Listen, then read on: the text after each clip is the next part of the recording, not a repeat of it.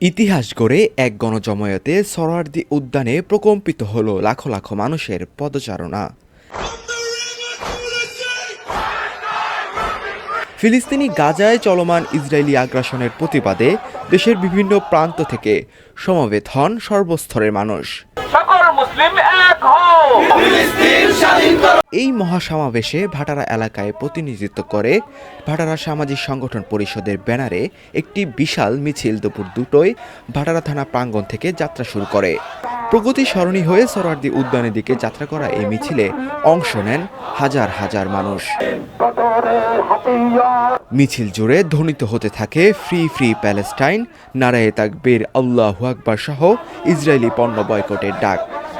মিছিলের নেতৃত্ব দেন ভাটারা সামাজিক সমন্বয় পরিষদের নবনির্বাচিত আহ্বায়ক জনাব আনিসুর রহমান খসরু এবং সদস্য সচিব শান্ত ইসলাম। এছাড়াও উপস্থিত ছিলেন ভাটারা নাগরিক মঞ্চের সাধারণ সম্পাদক মাসুদ সরকার সহ এলাকার নানান সামাজিক, সাংস্কৃতিক ও স্বেচ্ছাসেবী সংগঠনের নেতৃবৃন্দ। এ সময় ভাটারা সামাজিক সংগঠনের নেতৃবৃন্দরা বলেন, ফিলিস্তিনের মানুষের ন্যায্য অধিকার প্রতিষ্ঠায় বাংলাদেশ কখনো নীরব ছিল না, আগামীতেও থাকবে না।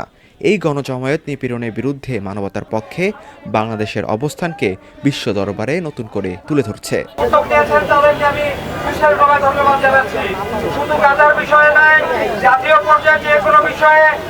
বাংলাদেশের সর্ববৃহৎ, বাংলাদেশের ইতিহাসে এটাই সবচেয়ে বড় সংগঠন। দলমত নির্বিশেষে, ধর্ম বর্ণ গোত্র নির্বিশেষে যে মহাসমাবেশে যোগদানের উদ্দেশ্যে এখানে একত্রিত হয়েছে। মার্চ ফর গাজা শিরোনামে আয়োজিত এই কর্মসূচি ছিল শুধু একটি প্রতিবাদ নয়, এটি ছিল এক জাগরণ, সংহতি ও আন্তর্জাতিক ন্যায়ের তৃপ্ত উচ্চারণ। হাসিবুল ইসলাম বাপ্পি, দৈনিক আগামীর কণ্ঠ, ঢাকা।